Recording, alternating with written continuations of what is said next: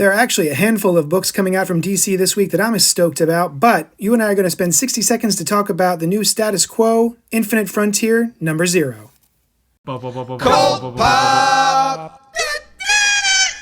What's up to all our sidekicks and henchmen out there in the Geek Nation? I am JD, owner of JD's Hero Complex at 4327 Main Street in Philadelphia, PA.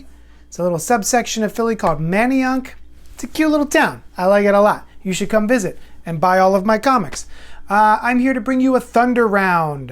What is a Thunder Round, you might ask? Well, I'll tell you. It is a 60-second review of anything. Tonight, it's going to be Infinite Frontier from DC Comics. I'm sorry, Infinite Frontier number 0 from DC Comics. And the reason we're here is because of death metal. Death metal happened 2 months ago, wrapped up. Wonder Woman wound up defeating the Batman Who Laughs, and that sort of created a new status quo for the DC universe where everything kind of matters. All of the different worlds matter. There's now an omniverse. Basically, a reason to tell more stories, and they all count, right? So I'm not entirely sure what is going to be coming moving forward and how death metal really affected things, other than we're going to tell more stories, yay! Which is fine, which is cool. But it's not like it is a Crisis on Infinite Earths universe-altering, everything is starting from scratch, or even a New 52, everything is starting from scratch, etc. Basically what we have here with Infinite Frontier is just the next stages of the stories. Some new characters are introduced, some old characters are resurrected, etc., etc. The usual hubbub, right? The last 2 months were Future State, which is sort of just an experiment that DC was doing. It was supposed to be called, I think, 5G, but then after Dan Diego got the boot, they wound up just calling it Future State. And so for January and February, DC Comics really only published, for the majority of those 2 months, future stories in the DC universe. The next Batman, so there was a new Batman, there's a new Wonder Woman, Yara Flor, and it was basically just sort of an experiment for shits and giggles at this point, I think. So what we have here, Infinite Frontier, is a one-shot, or possibly, actually, there might be more coming, but right now it's a one-shot that sort of just gives you the State of the Union for the DC Universe, and it sort of just goes through. They've created a story reason for it, but we're going through and we're showing us all of the different heroes and what's going on with them, and sort of what their new status quo is, and setting up some new stories for these characters.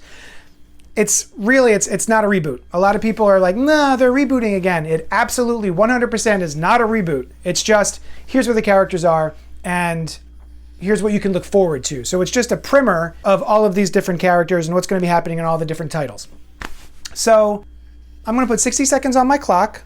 Here we go. So this actually was quite a bit of fun. I wasn't really looking forward to it all that much.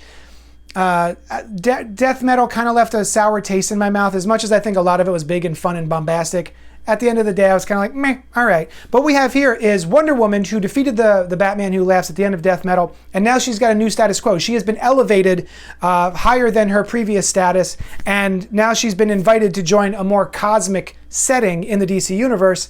And what we have here is her and the Spectre going through and checking in with all the different characters and seeing what's going to be happening with them. That's the gist of this book. There are 2 big things that happen in this.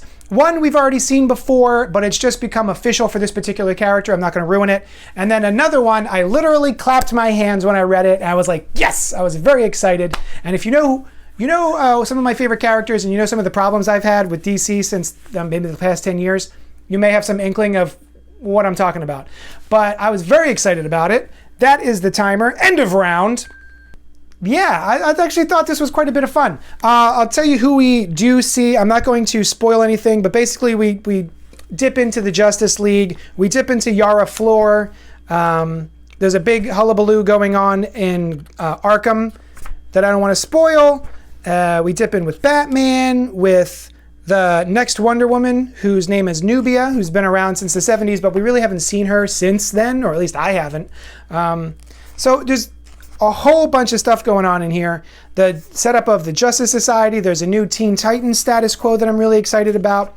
Some interesting stuff with John Kent, Superboy, that I'm not sure how I feel about, but I'm intrigued by.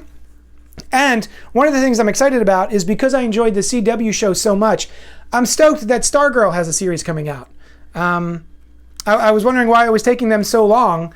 It had such a well-received TV show, and there's no ongoing comic book for her right now, so we're setting that up. And then, I'm not going to spoil anything else, but there is a new status quo for a couple of major characters. And, we get to see more Teen Lantern, which I'm really excited about. She's a creation of Brian Michael Bendis in the Young Justice series that got canceled way too soon, in my opinion. So I'm excited to see more of her.